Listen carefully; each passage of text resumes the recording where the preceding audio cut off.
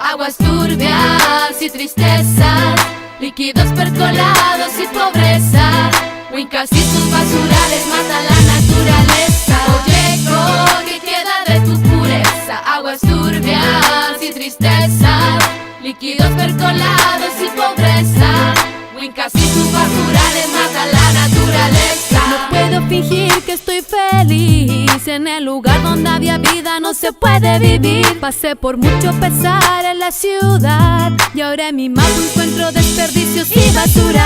Hay productos sintéticos donde estaba el EUFU, basura sanitaria donde sonaba el cultrún. La descomposición pone oscuro el curru y el aire que respiro se llena de metanol. Camino y veo tanta destrucción que ha provocado el hombre Winca con su ambición. Porque no es casualidad que ellos tiren su basura en nuestro territorio, pisoteando mi cultura.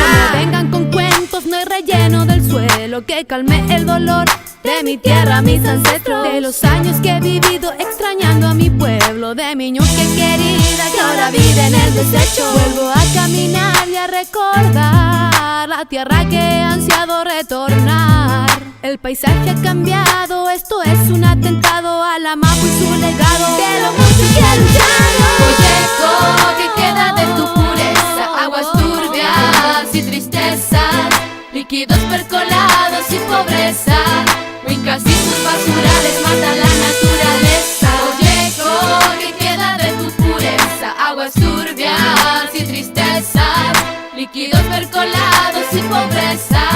Wincas y sus basurales matan la naturaleza. Los mapuches seguimos luchando en contra de los basurales por defender la tierra y sus recursos naturales. Infecciones, malos olores, ratas. Comunidad mapuche ahora es basurero de los Wincas de plata. De Folleco solo queda su reflejo. A pasos del colegio colapsa un vertedero. La basura descontrolada trae consigo la plaga que aplasta, que arrasa la vida que no depende de grandes economías. Niños mapuches están viviendo entre desperdicios. Aquiles sepulcro y traqueo, víctimas de muerte a manos de los Wincas y sus acciones indecentes.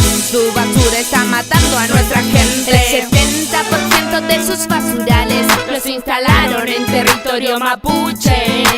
¿Qué es lo que está pasando? Wow, wow. Mi tierra está infestando. Wow, wow, wow. Me da tristeza ver a mi gente, a mis parientes, a las vertientes.